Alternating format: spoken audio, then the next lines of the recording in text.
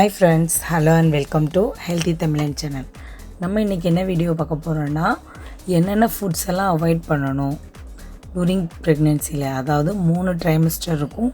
அதில் ஃபர்ஸ்ட் ட்ரைமஸ்டரில் என்னென்ன ஃபுட்டெல்லாம் நம்ம அவாய்ட் பண்ண அப்படின்றத பார்க்க போகிறோம். வாங்க வீடியோக்குள்ளே போகலாம். ஃபஸ்ட்டு என்ன பார்க்க போகிறோன்னா எள்ளு, அதாவது கருப்பு எள்ளு. இது வெள்ளை எள்ளை விட கருப்பு எள்ளு ரொம்பவே சத்து உள்ளது. இது நம்ம ஒரு 40 டேஸ் அந்த மாதிரி இருக்கும்போது சாப்பிட்டோன்னா அந்த கரு களையறதுக்குரிய சான்ஸ் ரொம்பவே இருக்குது. அதனால் அந்த டைமில் நம்ம எல்லாம் அவாய்ட் பண்ணிக்கணும். அடுத்ததாக நம்ம என்ன பார்க்க போகிறோன்னா கடுகு, அதாவது மஸ்டர்ட் சீட். இதை வெறுமனே அம்மியில் வச்சு அதாவது விழுது மாதிரி அரைச்சி எடுத்து அது கூட கொஞ்சம் கருப்பட்டி சேர்த்து சாப்பிடுவாங்க. அப்படின்னா மறுநாளே பீரியட்ஸ் வந்துடும். அந்த காலத்திலலாம் இயற்கையாகவே அபார்ட் ஆகிறதுக்காக இதெல்லாம் யூஸ் பண்ணிப்பாங்க. அதனால் இதை நம்ம ஸ்டார்டிங் ஸ்டேஜில் அவாய்ட் பண்ணிடணும்.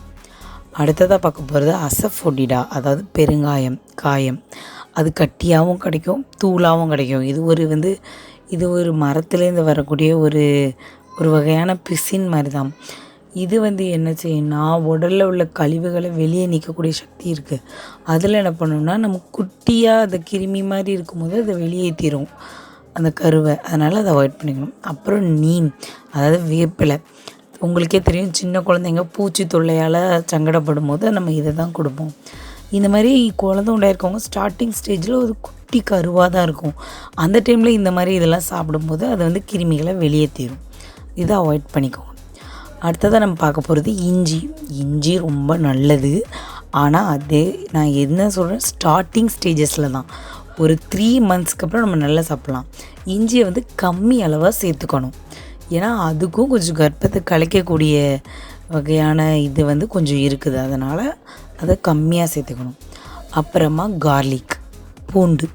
இது வாய்வு தொல்லை இருக்கிறவங்க இது நல்லா சேர்ப்பாங்க. அது களைச்சி விட்ருவோம் வாய்ப்பை. அதனால் இது குழந்தையும் கலைக்கக்கூடிய வாய்ப்பு இருக்குது. தட் மீன்ஸ் ஸ்டார்டிங் ஸ்டேஜில் ஒரு 40 டேஸ்லலாம் நீங்கள் இந்த பூண்டு கஞ்சி, அப்புறம் அந்த இஞ்சி புளி அந்த ரெசிபிலாம் தொடவே கூடாது.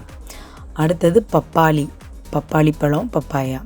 இது நார்மலாகவே எல்லாருக்குமே தெரியும் இந்த ஃப்ரூட்டை அவாய்ட் பண்ணணும்னு.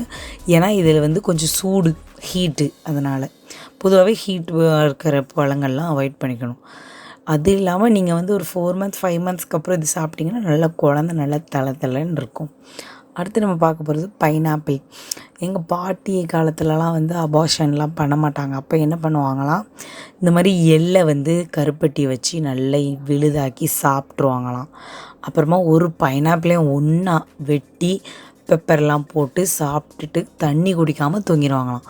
காலையில் பார்த்தா ஆட்டோமேட்டிக்காகவே அபார்ட் ஆயிரும். அந்த மாதிரி இந்த ஃபுட்டெல்லாம் நம்ம அவாய்ட் பண்ணிக்கணும். அப்புறம் குக்கும்பர் ரொம்ப நல்லது உடலுக்கு. ஆனால் நான் சொல்கிற மாதிரி அந்த 2 மந்த் to 3 மந்த் அந்த பீரியட்ஸில் குக்கும்பர் அவாய்ட் பண்ணணும். ஏன்னா குக்கும்பர் நிறைய சாப்பிடும்போது நமக்கு ஈஸியாக பீரியட் வர்றதுக்கான வாய்ப்பு இருக்குது. அப்புறம் நீங்கள் கொஞ்சம் நாளுக்கு அப்புறம் குக்கும்பர் ஆட் பண்ணி சாப்பிட்டுக்கலாம். அப்போ நல்ல தண்ணி சத்து கிடைக்கும். அப்புறம் மேங்கோ ஹீட்டு, மாம்பழம் ஹீட்டுன்னு எல்லாருக்குமே தெரியும். இது உடலில் ரொம்ப ஹீட்டு, சூடை அதிகப்படுத்தி அந்த கருவை வெளியே தள்ளக்கூடிய சக்தி இருக்குது. அதனால் இதையும் நம்ம அவாய்ட் பண்ணிக்கணும். இது எல்லாமே ஒரு 5 மந்த்க்கு அப்புறம் நம்ம எடுத்துக்கலாம். ஆனால் எள்ளு மட்டும் கடைசி வரையும் எடுக்கக்கூடாது. ஓகே, நம்ம சேனலை சப்ஸ்கிரைப் பண்ணாதவங்க சப்ஸ்கிரைப் பண்ணிக்கோங்க. அந்த பெல் ஐக்கான் அழுத்திக்கோங்க. அப்போ தான் என்னோடய இன்ஸ்டன்ட் நோட்டிஃபிகேஷன் உங்களுக்கு கிடைக்கும். Thank you friends.